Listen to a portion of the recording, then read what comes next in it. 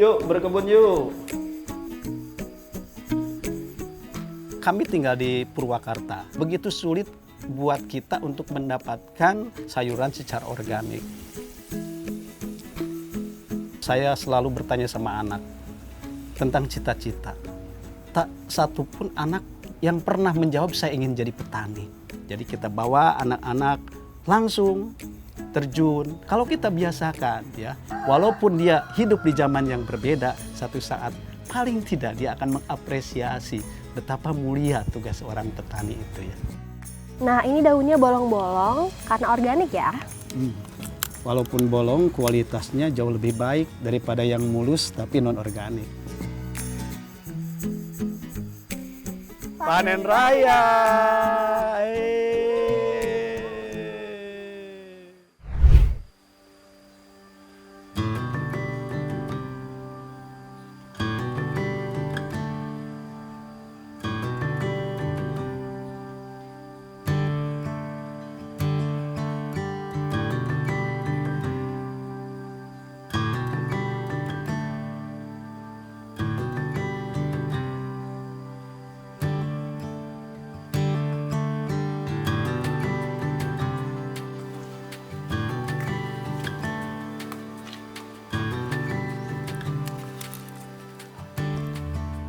Geus lebet teuing ya. Duh ya geus kudu dipruning jiga nama.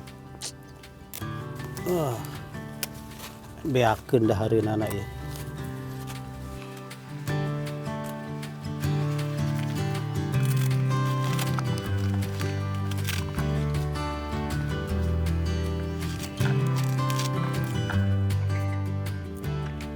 Mbak, enjing kari mitos di kebun wae. Ya begitulah Bapak. Kan tanaman ini harus dipelihara juga. Iya sih mama, miwarang ngalapak coy. Ih gening tarang na kita sarageng, Mbak, iya mah. Ya enggak, iya terong itu tiasa dipanen. Coba. Halo, kenalin aku Bunga. Aku adalah Gen Z yang setiap hari bekerja dan juga sebagai konten kreator. Dan aku senang sekali berkebun di rumah. Ini dia ada bapak aku. Hai. Beliau adalah seorang pengajar dan kami suka berkebun di rumah.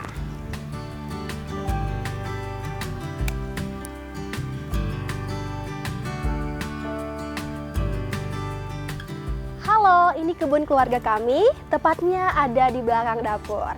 Ini tempat kami beraktivitas dan menghabiskan waktu bersama. Betul. Yeah. Biasanya kami menghabiskan waktu bersama sebelum berangkat kerja dan sepulang kerja. Biasanya kalau mama butuh untuk masak juga, kami ngambil langsung ke sini kayak kulkas keluarga aja sih. Betul, ini supermarket keluarga ya, supermarket alam. Jadi kita bisa memetik apa yang kita inginkan, yang kita butuhkan, ya, yang kita tanam untuk dimakan sehari-hari. Lokasinya pas di samping dapur, ya kita punya ruang yang kosong sekitar 100 meter persegi, tidak luas, tapi tempat ini kami manfaatkan untuk bercocok tanam organik, persiapan gizi keluarga. Unga, itu kan mama nyauran itu. Tuh enggak tuh. Bade ngalah-ngalah pacoy itu atunya. tuh anu tos ageng tuh. Paling mana, Bah? Tanu eta.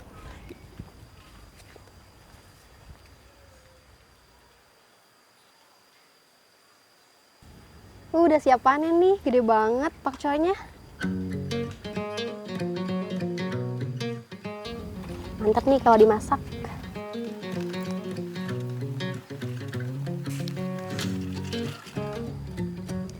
Subur banget kan? Karena perlakuannya organik.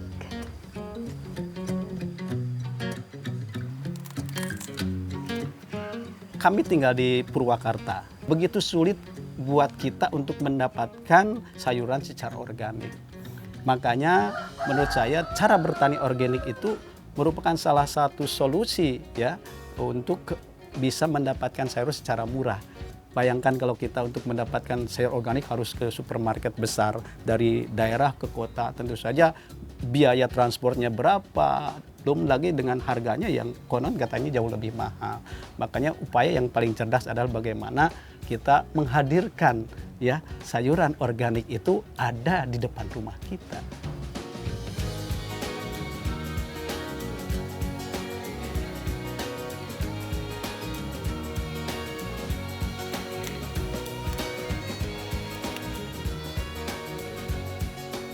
Ah, udah cukup. Sekarang kita kasih ke mama buat dimasak.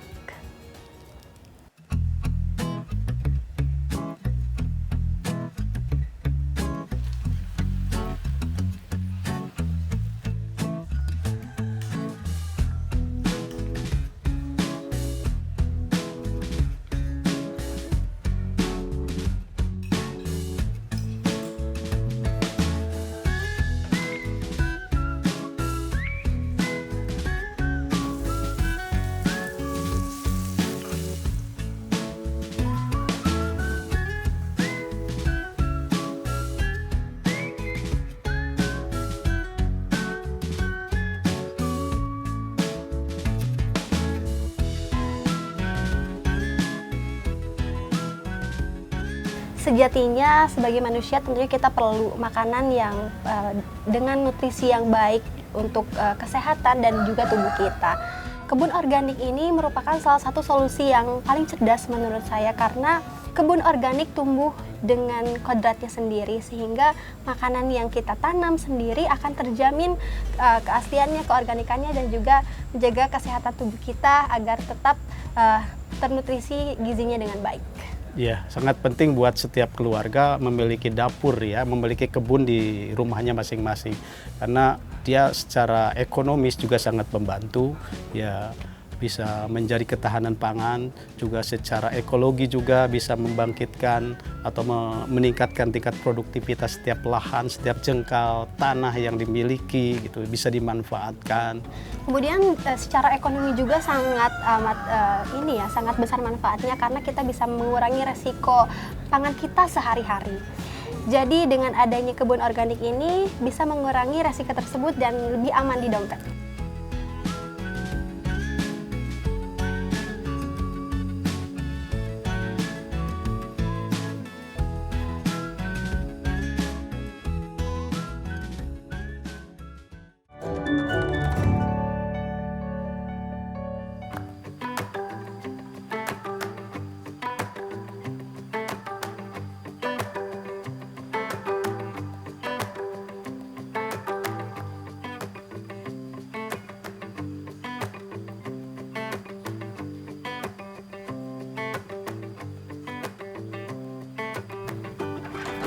Yuk berkebun yuk.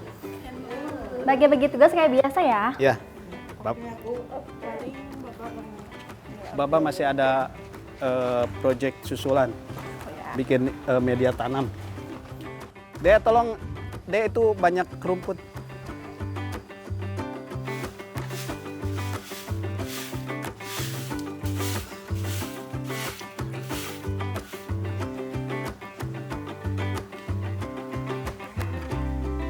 Kebun bagi kami memiliki sejuta makna ya. Bukan hanya sekedar kita menanam tanaman untuk dikonsumsi, tapi kebun itu tempat kami sekeluarga berinteraksi ya. Saya, istri saya, anak-anak saya semuanya beraktivitas di kebun. Selain bisa mempererat hubungan keluarga, juga kebun juga memiliki benefit yang sangat banyak ya. Secara ekonomi, tentu saja kebun adalah salah satu alternatif jawaban untuk memberikan solusi dari persoalan pangan ya. Apalagi yang kita tanam adalah jenis-jenis tanaman yang memang kita sukai, yang kita pilih seperti yang kita suka. Dan kita coba mengembangkan sistem pertanian yang organik. Karena dengan sistem pertanian organik akan menghasilkan nutrisi makanan yang baik untuk keluarga.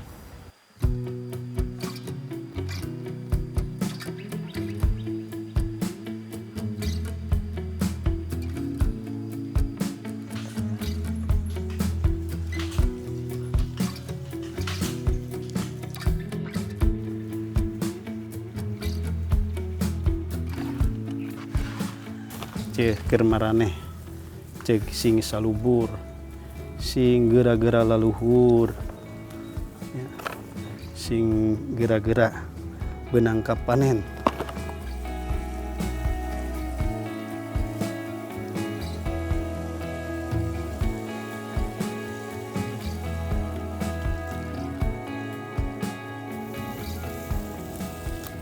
Ini kami lagi berkebun bersama keluarga. Setiap hari beginilah aktivitas kami sehari-hari dari sisa waktu kesibukan kami semua. Kami berkebun banyak sekali variasi tanaman, ada pakcoy, kangkung, sawit, terong, dan banyak sekali ya, Bah. Iya, asik banget ya berkebun bersama keluarga. Membangun kekompakan keluarga untuk berkebun ini sebetulnya tidak ujuk-ujuk ya. Kami membuat komitmen sejak mereka masih kecil. Di kegiatan berkebun itu kita jadikan sebuah habit buat mereka ya, ditemani orang tua, bimbingan orang tua, sehingga mereka memahami betul ya kegiatan bertani itu adalah sesuatu yang mengasihkan. Bahkan anak saya ketika kecil, ketika saya tanya, kalau kamu punya uang, kamu mau bikin apa, Dek? Dia jawabnya mau menanam, katanya. Dia mau beli bibit itu. Artinya sudah tertanam sejak kecil, anak saya itu mencintai bercocok tanam karena sudah dibiasakan. Anak saya yang bungsu itu ya. Sekarang dia juga membuktikan, ya kakaknya juga, ini hasil mereka. Jadi kami sebagai orang tua hanya memfasilitasi sehingga kebun ini betul-betul membuat sebuah karya kreativitas bersama.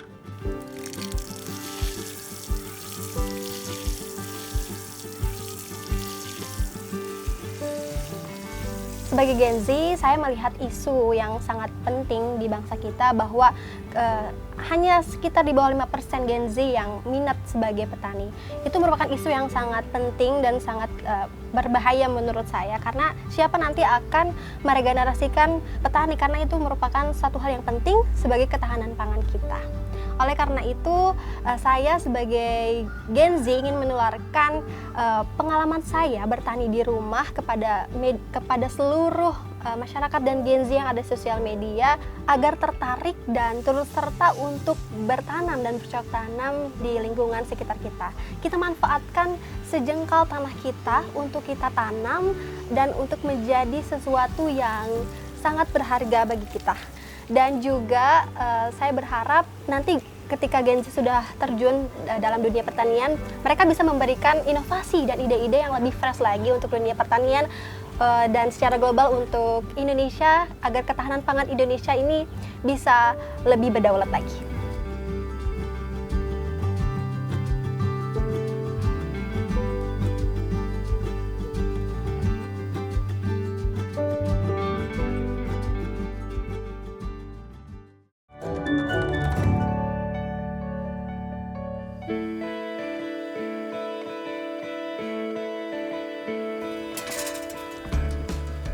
Hayo baru dak urang panen ya. Wow, kita panen raya.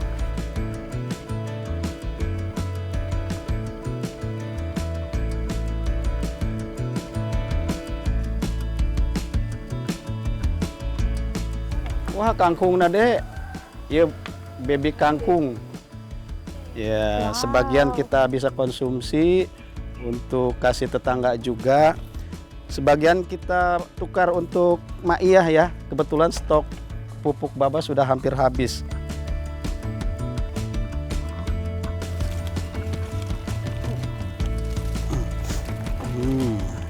Wih, iya mah badak Dek. Wow, banyak banget. Badak tuh.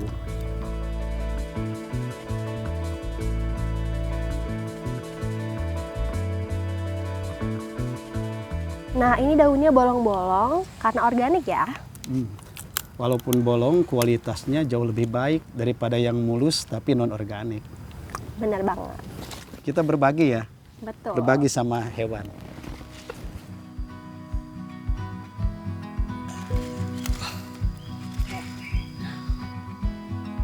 Sebetulnya saya berkebun sejak dahulu. Saya keluarga petani yang setiap hari bergelut dengan tanaman. Yang jadi latar belakang kami kenapa kami sekarang mengembangkan pertanian di kebun rumah ya. Selama hampir 25 tahun saya selalu bertanya sama anak tentang cita-cita. Tak satu pun anak yang pernah menjawab saya ingin jadi petani. Menurut saya ini musibah besar.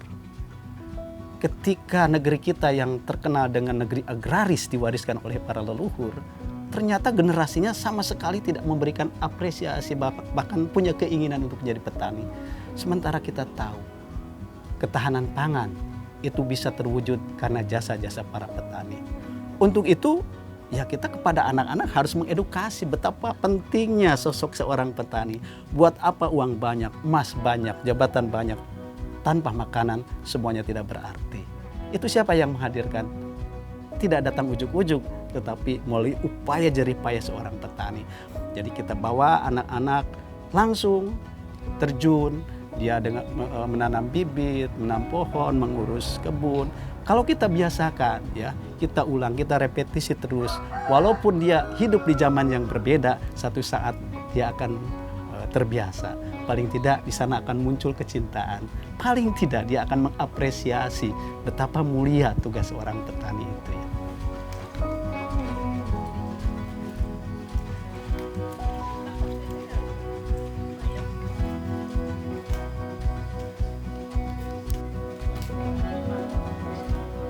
Ini kebetulan dapat yang busuk ya. Dia ada, ini ada binatang masuk, hama. Jadi dia busuk batangnya. Tuh kayak gini. Pengaruhnya nanti ke daun juga jadi jelek kayak gini lagi. Jadi kalau nunggu 2-3 hari sudah busuk semua. Biasanya karena hujan ya? Itu hujan yang terlalu banyak air. Ya, sehingga binatang semacam belatung, cacing, ulat itu masuk ya. Nah, ini daun-daun yang tua yang tidak kita konsumsi, kita kumpulkan. Kita akan olah jadi pupuk hijau. Nanti dia akan kembali menyuburkan lahan persemaian ini ya.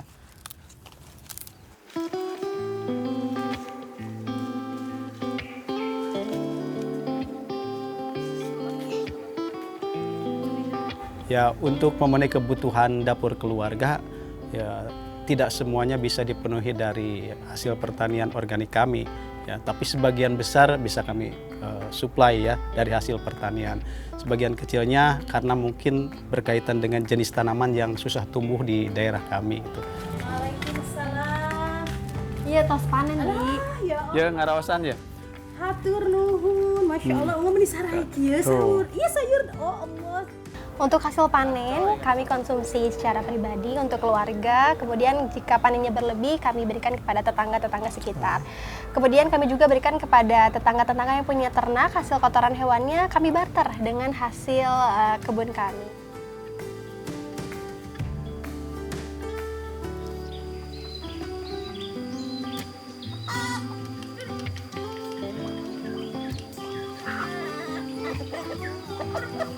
Assalamualaikum, Maya. Ye, ayah sayur ye. Duh, kerbe beres. Bala, Oh, bala. Kan bae bala ge. apa ini? Iya, hasil kebon, ngaraosan. Alhamdulillah. Ya aya paco ya tuh. Tuh. Ini arageun Makasih mah. banyak. Ini ada kangkung. Kangkung juga. baby ieu. Tumis geura, raos. Nuhun. Ya ieu teh domba ayaan. Eta sakedik. Nyuhunkeun biasa. Mangga. Keur maraka. Aya wadahna mah. Pun ieu teh dikeduk geus lila mun kuat ngahunyud kieu. Barala.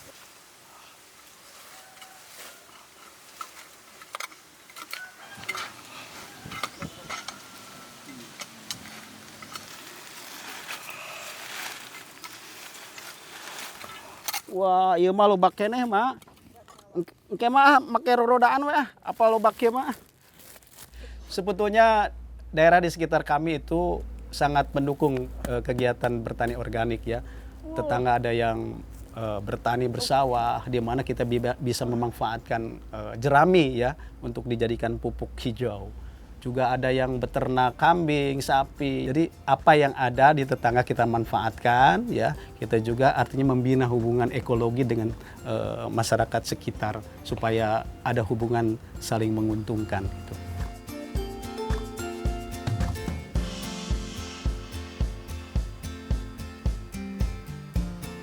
Nah, ini kotoran kambing yang kita ambil tadi dari tetangga ya. Tapi kotoran kambing ini tidak bisa kita langsung aplikasikan karena dia masih bersifat panas. Nanti kalau langsung diaplikasikan, kita difermentasi dulu. Nanti kurang lebih 1 bulan sampai 40 hari baru bisa dipakai di bank kotoran ini ya, kotoran hewan ini. Ya, ini saya sudah punya yang sudah jadi. Ya, sudah ini, sudah tidak berbau lagi, sudah bau tanah. Ya, nah ini siap kita aplikasikan. Ya, ini lahan bedengan yang kita akan olah ya. Kita persiapkan untuk media tanam berikutnya. Kita gemburkan lahannya ya, sebelum kita tabur nanti dolomit sama pupuk ya.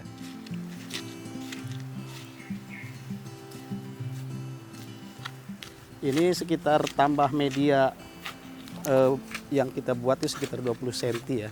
Ke bawahnya itu tanah asal, topsoil ya.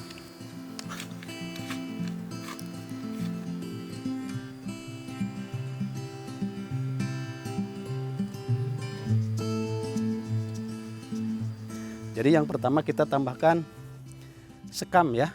Sekam kita tambahkan. Sekam ini fungsinya untuk menggemburkan.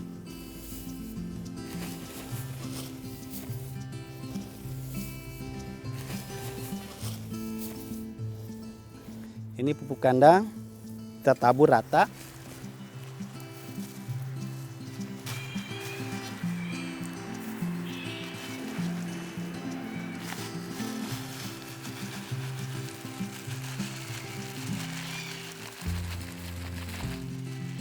Yang terakhir kita tambahkan tentunya kapur dolomit.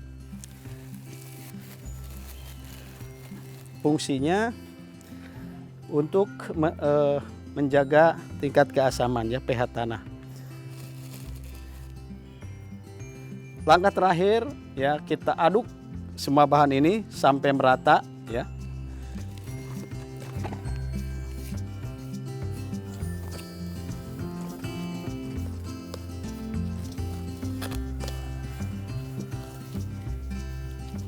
Kemudian kita simpan ya, kita biarkan selama kurang lebih 2 minggu. Kalau sudah pH-nya antara 5 atau 7, itu lebih aman untuk sayuran.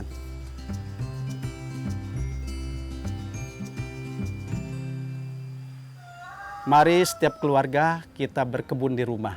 Kita manfaatkan setiap jengkal tanah agar menjadi sesuatu yang produktif buat kita. Jadikanlah kebun di rumah kita itu adalah sebagai sumber penghasilan, sumber ketahanan pangan, sebagai sumber imajinasi, sumber kreativitas keluarga. Sehingga kita, setiap keluarga yang bercocok tanam, berkebun di rumah, menjadi keluarga yang sehat, kuat, dan berkesedaran pangan. Mari kita optimalkan lahan di sudut rumah kita untuk ditanam, karena dengan menanam kita akan bersedekah, bukan hanya untuk diri kita, Betul. untuk keluarga, untuk belalang, untuk kupu-kupu, untuk tanah, dan juga untuk bumi kita.